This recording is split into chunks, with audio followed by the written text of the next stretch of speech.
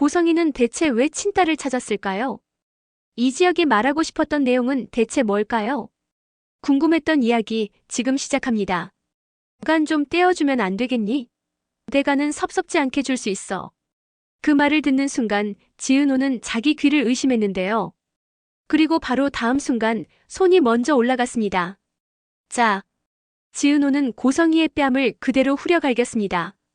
웃으면서 정신나간 소리를 하는 여자를 친엄마라고 부르는 일, 이제 와서 찾아온 이유가 간 때문이라는 사실, 그 모든 게 한꺼번에 밀려오면서 더는 참을 수가 없었거든요.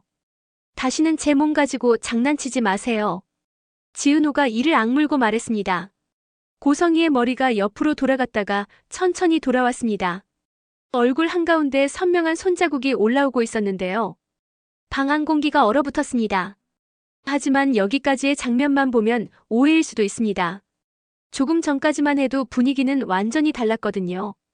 그날 밤 병원 VIP 병실 안은 이상하게 조용했습니다. 바깥 복도에서는 간호사들 발소리가 오가고 멀리서 심장 모니터 삑삑거리는 소리도 들리는데요. 그 모든 소리가 병실 문 앞에서 한 번 막힌 뒤 낮게만 스며들고 있었습니다. 지은호는 병실 침대 끝에 걸터 앉아 있었고 고성이는 소파 끝에 반쯤 주저앉은 자세로 양손을 모으고 있었습니다. 유라야. 처음에는 정말 떨리는 목소리였습니다. 이름을 부르면서 고성의 눈가에 눈물이 차올랐습니다. 유라야, 엄마가 많이 늦었지. 내가 이렇게 클 동안 어디서 어떻게 살았는지도 모르고 살았네. 지은호는 여전히 눈을 제대로 못 마주치고 있었는데요. 친모라는 사람이 눈앞에 앉아 있다는 사실만으로도 버거웠습니다. 저 이름 지금은 지은호예요. 작게 정정하듯 말했는데요. 그래도 고성이는 끝까지 유라라고 불렀습니다. 그래, 은호 아니 유라야. 엄마가 아직 입에 안 붙어서 그렇다. 고성이는 일부러 눈물을 닦아냈습니다. 그동안 얼마나 힘들었니? 내가 집안 가장 역할을 했다면서. 엄마가 들어보니까 엄마가 해야 할 일을 내가 대신했더라. 그 말에 지은호 가슴이 한번 흔들렸습니다. 누구도 쉽게 알아봐주지 않던 부분이라서요. 새벽까지 카페 마감하고 인테리어 현장 다녀오고 집에 돌아와 식당 장부까지 봐야 했던 날들. 월세, 카드값, 공과금이 겹쳐서 숨이 턱턱 막히던 달. 딴 사람들은 몰라줘도 엄마는 안다. 고성이가 다가와서 지은호 손등을 살짝 잡았습니다. 내가 얼마나 대견한지. 엄마가 너 놓친 대신에라도. 이제부터라도 뭘 해줄 수 있을까 매일 생각했거든. 이때까지만 해도 그 말에서 노골적인 거래 냄새는 덜 났습니다. 지은호도 경계하면서도 어딘가 마음이 조금 풀리는 느낌이었는데요. 근데 고성이가 아주 조심스럽게 말을 꺼냈습니다. 내가 검사했던 거 기억하지? 건강검진이라고 했던 거. 지은호는 그제야 불길한 예감이 올라왔습니다. 그게 사실은 우진이 때문이었어. 한우진. 병실 복도 쪽에서 몇 번 스쳐 지나가며 봤던 청년 얼굴이 떠올랐습니다. 창백한 피부, 마른 팔, 느린 발걸음. 우진이가 오래 버티기 힘들댔어. 고성의 목소리가 떨렸습니다. 엄마가 잘못 키워서 그렇지 뭐. 어릴 때부터 엄마가 없는 사이에 사고도 나고 몸도 약했는데 이번에 간이식을 안 하면 힘들대. 순간 공기가 찐득하게 느껴졌습니다. 그래서 그 검사가 필요했던 거구나. 그래서 유전자 검사까지 엮었던 거구나. 그래서 DNA가 일치한다는 사실을 병원에서 먼저 알았던 거구나. 유라야. 결국 그 말이 나왔습니다. 내가 우진이 살려줄 수 있대. 지은호의 손끝이 차갑게 식었습니다. 저간이식이요? 응. 고성이가 고개를 끄덕였습니다. 의사 선생님이 그러더라. 부분 이식이라 뇌간을 조금만 떼어가도 된다고. 젊고 건강해서 회복도 빠를 거래. 수술 잘 끝나면 너도 우진이도 둘 다 괜찮아질 수 있대. 이 순간까지는 그래도 모성이 섞인 부탁의 틀 안에 있었습니다. 근데 엄마가 그 말을 듣는데 이게 벌 같기도 하고 기회 같기도 하더라. 고성이가 울먹이며 계속 얘기했는데요. 엄마가 널 잃어버린 것도 우진이를 지키지 못한 것도 다 내 죄잖니. 근데 하나님이 마지막으로 기회를 주신 것 같았어. 이제라도 두 애를 살려라 이런 뜻 같더라. 지은호는 입술을 깨물었습니다. 그래서 고성이는 결국 무릎을 꿇다시피 바닥으로 내려앉았습니다. 제발 우진이 좀 살려줄 수 없겠니? 내가 한 번만 도와주면 엄마가 너한테 못해준 거 다 해줄게. 지금까지 뭐가 부족했는지 말만 해. 엄마가 재단이고 뭐고 다 끌어다가 내 편 만들게. 무릎 꿇고 우는 사람 앞에서 단칼에 싫다고 말할 수 있는 사람은 많지 않습니다. 그래서 지은호도 바로 거절하지 못했는데요. 그래도 자기 삶이 먼저 떠올랐습니다. 전 조심스레 입을 열었습니다. 갑자기 이런 말을 들으니까 솔직히 너무 혼란스러워요. 우진 씨 상태도 잘 모르고 수술이 제 몸에 어떤 영향을 줄지도 모르고요. 저한텐 아직 엄마도 있고 동생도 있고 제가 책임지는 집도 있어서요. 그 엄마 정순이 말이지. 부드러웠던 목소리 사이로 처음으로 날이 살짝 섞였습니다. 내가 힘들 때 옆에 있어준 사람이라는 거 안다. 근데 그분이 널 낳은 건 아니잖니. 피를 나눈 건 엄마야. 이 말에서부터 분위기가 살짝 비틀리기 시작했는데요. 그래도 엄만 그 사람이에요. 지은호가 또렷하게 말했습니다. 저 열날 때 밤새 붙잡고 있어준 사람. 가게 망해도 끝까지 버텨보자고 한 사람. 저 대학 못 갈까봐 손님한테 빌다시피 장학금 얘기 꺼낸 사람. 그게 저한텐 엄마예요. 잠깐 아주 짧은 침묵이 흘렀습니다. 그리고 그 침묵 이후부터 진짜 고성이가 나오기 시작했습니다. 그래. 그분이 널 키운 건 맞지. 고성이가 한번 웃었습니다. 근데 잊지 말자. 널 이 세상에 꺼낸 건 나야. 내 몸, 내 장기, 내 피 다 처음엔 내 몸에서 나간 거야. 이 문장이 결정적이었습니다. 여기서부터 부탁은 권리 주장으로 바뀌었거든요. 그러니까 내가 지금 조금만 돌려달라는 엄마 말을 그렇게까지 잔인하게 거절할 필요는 없다는 거지. 돌려달라니요. 지은호가 숨을 삼켰습니다.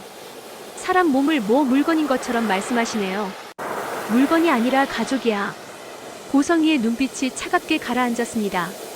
가족끼리는 원래 나눠 쓰는 거야. 피도 시간도 인생도. 내가 그렇게 가장 역할 한다면서. 그럼 엄마랑 내 친동생도 가족으로 한 번쯤 계산해 줄 수 있지 않아? 이제는 부탁이 아니라 거의 압박에 가까운 말들이 쏟아졌습니다. 내가 우진이를 살려주면 엄마가 약속할게. 지금까지 내가 짊어지고 있던 짐들 다 내려놓게 해줄게. 식당, 엄마가 정리해줄 수 있어. 카페, 재단 명의로 브랜드 만들어줄 수 있고 인테리어 일도 우리 그룹이랑만 묶어주면 평생 물량 걱정 없을 거야. 여기까지 들으니 확실해졌습니다. 이건 우진이를 살리고 싶어서만이 아니었습니다. 고성이에게 이번 사건은 잃어버렸던 딸을 되찾고 자기 죄책감을 포장해서 감동적인 서사로 만들 절호의 기회였는데요. 게다가 고성이가 한숨을 쉬는 척하면서 말을 이었습니다. 내가 도와주면 엄마도 내 과거를 정리해줄 수 있어. 입양 기록, 보육원 기록, 그런 거 보기 싫잖니? 법적으로도 깨끗하게 널 우리 집안 딸로 올려줄 수 있어. 여기서 잠깐 고성이의 머릿속에는 25년 전 그날의 기억이 스쳐 지나가고 있었는데요. 비오는 부산 골목, 싸구려 원룸방 안에서 들리던 아이 우는 소리, 잠깐만 보고 다시 데려다 줄게요라던 이름도 기억하기 싫은 브로커의 목소리. 사실 아이를 잃어버린 게 아니었습니다. 그날 고성이는 선택을 했습니다. 폭력적인 전 남편에게서 도망치기 위해, 빚쟁이들에게서 목숨을 건지기 위해 애 하나를 포기하는 쪽으로 기울어버린 선택. 그 선택의 대가로 받은 돈이 처음 서울 올라와서 방 하나를 얻는 데 쓰였고 그 방에서 다시 박진석을 만나게 된 시작이었습니다. 그걸 누구에게도 말한 적이 없었는데요. 이제 와서 그 과거가 다시 발목을 잡을 것 같았습니다. 간이식을 위해 친자 확인을 하고 법원에 제출되는 서류들이 늘어나고 재단의 의료 기록이 뒤져지다 보면 언젠가는 그날의 서명과 봉투도 세상에 드러날 수 있었습니다. 그래서 고성이는 지은호가 자기 편이 되어야만 자신의 과거까지 깔끔하게 덮을 수 있다고 생각했습니다. 그게 바로 방송에서 아직 공개되지 않은 고성이의 첫 번째 만행이었는데요. 그 사실을 모르는 지은호는 눈앞의 말들만으로도 이미 벼랑 끝이었습니다. 저 죄송한데요. 결국 말을 꺼냈습니다. 전 제 몸 뚫고 장기 꺼내는 거 그렇게 쉽게 결정 못하겠어요. 우진 씨가 불쌍한 것도 알아요. 근데 전 제 삶도 지켜야 하거든요. 이 말이 나온 순간 고성의 얼굴에서 모든 눈물이 싹 사라졌습니다. 그래? 목소리가 낮게 가라앉았습니다. 내 입장은 알겠다. 그리고 문제의 그 문장이 나왔습니다. 그럼 조건을 바꾸자. 구간 좀 떼어주면 안 되겠니? 대가는 섭섭지 않게 줄 수 있어. 이제는 더 이상 엄마가 아니었습니다. 재단 이사장, 대기업 회장의 아내, 사람 인생을 숫자로 계산하는 그쪽 세계의 표정이었는데요. 얼마면 되겠니? 고성이가 아주 담담하게 물었습니다. 내가 지금까지 번 돈보다 앞으로 벌 돈보다 더 많은 걸 줄 수 있어. 집, 가게, 카드비 탕감. 정순이 씨 병원비도 지강호 자리도 다 세트로 얹어줄게. 대신 내간 한 조각. 그때였습니다. 지은호 머릿속에서 지금까지 쌓아온 모든 것들이 한꺼번에 무너져 내리는 기분이 들었습니다. 엄마가 새벽마다 허리 펴지지도 않는 몸으로 밥을 볶아 팔던 그 시간들이 지강호가 누나, 나도 언젠간 잘 될까? 취한 목소리로 묻던 그 밤들이 그 모든 것들이 지금 대가라는 한 단어 아래 값이 매겨지고 있었습니다. 그 순간 지은호의 손이 먼저 나갔습니다. 자, 다시는요. 지은호가 숨을 몰아쉬며 말했습니다. 다시는 제 몸값 흥정하지 마세요. 낳아주신 건 인정할게요. 그렇다고 저를 장기 하나 값으로 부르는 건 아니잖아요. 여기까지가 처음에 보여드렸던 그 뺨 맞는 장면의 전말이었습니다. 뺨을 맞은 뒤 고성희의 눈빛은 완전히 뒤집혔습니다. 그래, 내가 어떤 애인지 이제 확실히 알겠다. 그녀가 씩 웃었습니다. 넌 딱 가난한 집에서 살아남으려고 효녀 코스프레만 하던 애구나. 정순이한테는 효녀, 동생한테는 가장, 근데 진짜 피 섞인 동생 살리자는 말에는 손부터 올라가. 엄마 이름 함부로 입에 올리지 마세요. 지은호가 한 걸음 다가섰습니다. 그분은요, 제 몸값 흥정한 적 없어요. 그래? 고성희가 고개를 살짝 갸웃했습니다. 그럼 한번 두고 보자. 내가 지키고 싶은 사람들, 내가 붙들고 있는 삶이 과연 이 판에서 얼마나 버틸 수 있는지. 그녀는 병실을 나가기 전 마지막으로 한마디 더 남겼습니다. 친생자 확인 소송, 알고 있지? 법원이 판결만 내려주면 서류상으로도 넌 내 딸이야. 그 과정에서 입양 기록 까이고 보육원 서류 뒤집히고 누가 널 데려갔고 누가 신고를 누락했는지 다 밝혀질 수 있어.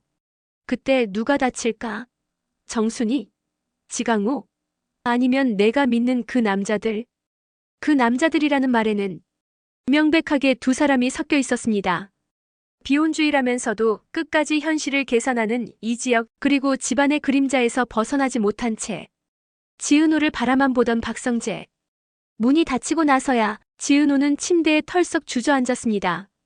한편 같은 시간 복도 끝에 서 있던 박성재는 병실 문 쪽을 노려보면서 주먹을 꽉 쥐고 있었는데요. 간 떼어주면 안 되겠니? 문틈 사이로 새어나온 문장을 그는 또렷하게 들었습니다. 진짜였네. 우리 집 여기까지 왔구나. 자기가 평생 당연하게 누렸던 부와 안정이 어떤 기준으로 유지돼 왔는지 박성재는 처음으로 정면으로 마주하고 있었습니다. 한쪽에서는 가난한 사람이 월세 걱정하며 사는 동안 다른 한쪽에서는 사람이 아니라 장기가 거래되는 이야기가 식탁 위에서 오가고 있었습니다. 그리고 그 장기 주인이 자기가 좋아하는 사람이었다는 사실이 그를 미치게 만들고 있었죠. 성재야, 아까 그 얘기. 사실 난 반쯤은 농담인 줄 알았다. 얼마 전 이지혁이 했던 말이 떠올랐습니다. 너희 집이 하는 재단 사업, 숫자가 안 맞는 구석이 좀 있더라. 기부받은 금액이랑 실제로 나간 지원금이랑. 그리고 그 중간에 간이식 심장이식 같은 고가 수술이 껴있으면 더 이상한 패턴이 나오더라. 그때 박성재는 그냥 우리 집 안티들이 또 떠드는 거지 뭐. 가볍게 넘겼습니다. 하지만 오늘 문틈으로 흘러나온 그 한 문장을 듣고 나니 이지혁이 말하고 싶었던 진짜 내용이 어렴풋이 감이 오기 시작했는데요. 단순한 회계 문제가 아니라 사람 목숨이 걸린 장기 이식판에서 누군가 순서를 바꾸고 있다는 의심. 거기 지은호와 지은호의 친동생이 그냥 끌려 들어가고 있다는 사실. 박성재는 숨을 한번 깊게 들이마셨습니다. 그리고 결심했습니다. 확인해야겠다. 아버지한테, 고성희한테. 직접. 그 시각 이지혁은 회사 근처 카페에서 노트북을 닫지 못한 채 화면만 멍하니 바라보고 있었습니다. AP그룹 인수전에 뛰어들면서 재단 서버와 세부 회계 자료를 유심히 들여다보다가 우연히 한 이름을 발견했거든요. 한유라. 보육원 출신, 몇 년 전까지 의료비 지원 대상이었고 어느 시점 이후 기록이 깨끗하게 끊겨 있는 이름. 그리고 그 이름 옆에 이상하게도 재단 내부 경고라는 메모가 붙어 있었는데요.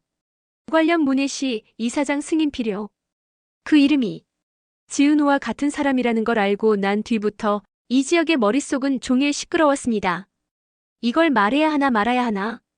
재단의 비밀에 뛰어드는 순간 단순한 사업 문제가 아니라 사람 인생이 통째로 흔들릴 수 있었습니다.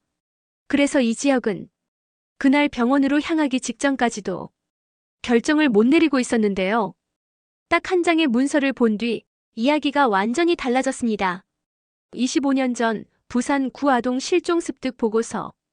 보호자 미상 추정 모 실종 주장. 인근 보육원으로 일시 보호 조치.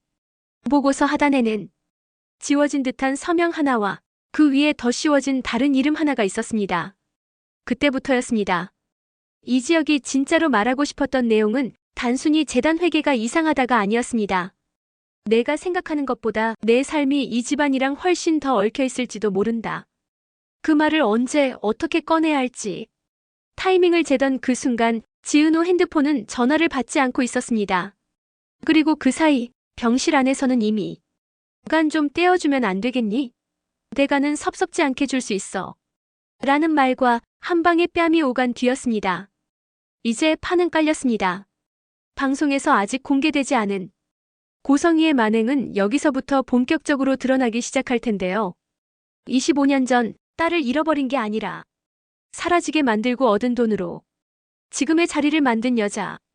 그 딸을 다시 찾아와 자기 아들의 간적합자로 세우고 장기 이식을 조건으로 인생을 흥정하는 여자. 그리고 그 사실을 알게 되면서 처음으로 진짜 선택의 기로에 서게 되는 사람들. 피를 핑계로 간을 요구하는 친모와 피 한 방울 안 섞였지만 몸을 던져 지켜준 엄마 사이에서 흔들리는 지은호. 집안의 더러운 비밀을 들춰야만 사랑하는 사람을 지킬 수 있는 박성재. 숫자와 데이터 속에서 진짜 범죄의 그림자를 보고도 어디까지 개입해야 할지 버티고 있는 이 지역. 이제부터 이어질 화려한 날들은 누가 누구의 편에 서느냐에 따라 완전히 다른 색으로 칠해지게 생겼는데요. 단 한 가지 확실한 건 지은호가 날렸던 그 한 번의 뺨, 그 소리가 단순한 감정 폭발이 아니라 이 집안의 판을 통째로 뒤집는 신호탄이 될 거라는 점입니다. 이야기는 여기까지입니다. 여러분의 구독과 좋아요는 이 영상을 만들고 더 좋은 이야기를 들려드리는데 큰 힘이 됩니다. 구독, 좋아요, 알림 설정까지 꼭 부탁드려요.